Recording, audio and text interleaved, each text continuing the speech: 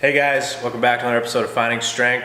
I'm here with Charles Tankersley, Tank for short, at Primal Strength in Charlottesville, Virginia.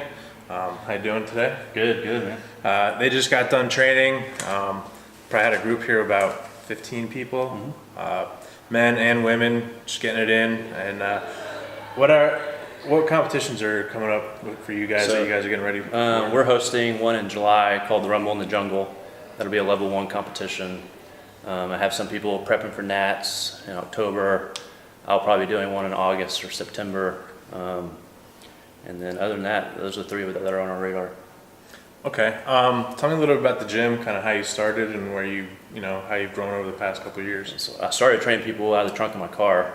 There wasn't many strongman implements available when I started this stuff. And that's kind of how I train my athletes. So I'd pack up my car on the weekends, take stuff out to the park and train there.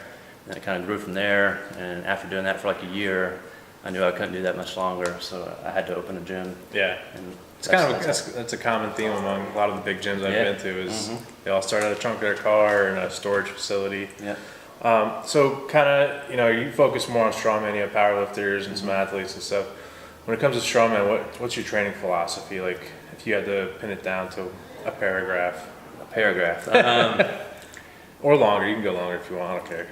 I think start slow. I think strongman, you need to have a kind of basic level of strength, focusing on squat, deadlift, and overhead, and just kind of take it from there. When I train people that are new to the sport, I'll kind of give them one implement a week to kind of work on, and then you kind of build your toolbox from there.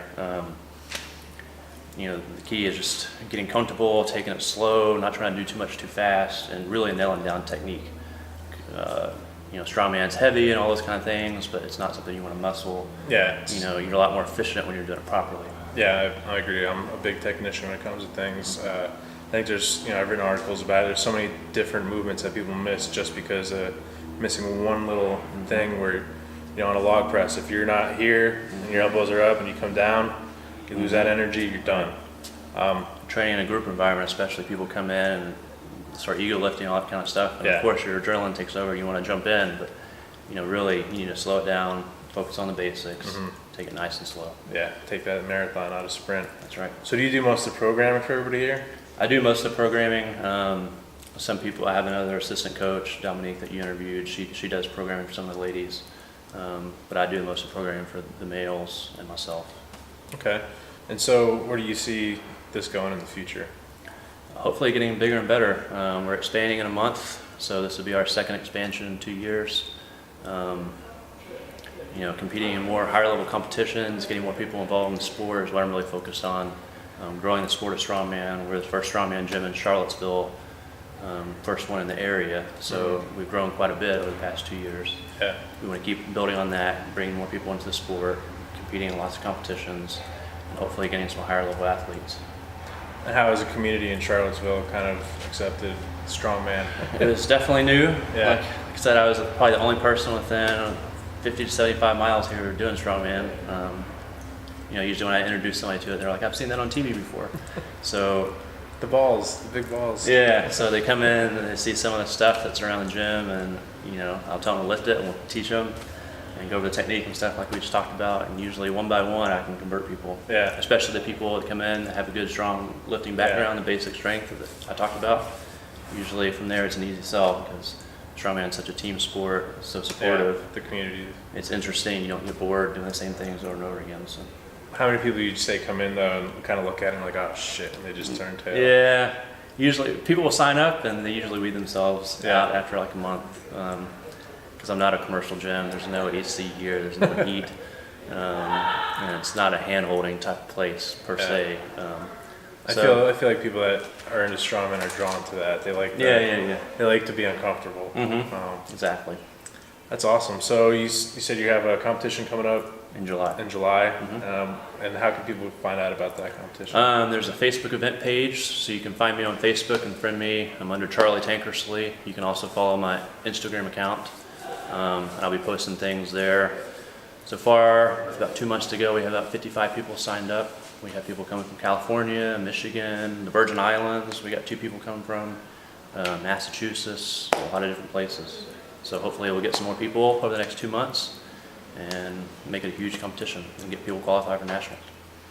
Okay. And so, I guess kind of with the competition stuff, are you looking to eventually hold like bigger national qualifier, like national competitions and stuff like that? This will be my first competition. It's the level 1. I'll probably hold another one in the spring and try to do 3 or 4, get my feet wet, and maybe have a level 2, and eventually, get to the platinum pluses and all those kind of things once I really get a handle on how the process works and get comfortable doing these kind of things and kind of building a name for myself so people are comfortable coming in and lift here. And that'd be great because I want to get the exposure. I want to get my people in the higher level competitions and get them, against the best of the best. So having a team here, are you holding like accountability for people on Sundays? Like, do you do a roll call the night before? I don't do a roll call, but people kind of know when to show up, and they know on Sundays they need to be serious. We have a good time, but at the same time you need to buckle down and get your training in. Yeah. During the week is when we kind of do the basics, the big 3 lifts and build that foundational strength. And then Sundays are the days where we take the event training seriously. So you're not doing like Instagram dance parties and none of that. Photo shoots and stuff? No. That seems to be the trend nowadays. After training day, then you can goof off. Well, awesome, man. Is there anything else you want to tell people, about the gym? Anything you want to get out there? We're always looking for visitors. So if you come in here on any given Sunday, we have people visiting all the time. We have people from a couple hours away. You don't have to be a local to be a member here. I have members that live 2 hours away that commute in a couple times a week. So if you're in Central Virginia, look me up. Yeah. And how can people get in touch with you? You said. So I have a website. It's www.primalstrengthcamp.com. So my email is on there. Or via Facebook, if you find me, just send me a friend request and I'll get you guys in the gym. All right, awesome. Appreciate it. Yeah, man. Thanks. Thanks for watching again. Check below for all the info. If you want me to come out to your gym and you want me to interview a coach or athlete, send me an email, and you can visit its sponsors, Lead FTS, Train Strongman, and Hate Brand Goods. Thanks again, and I'll see you guys out on the road. Thanks, guys.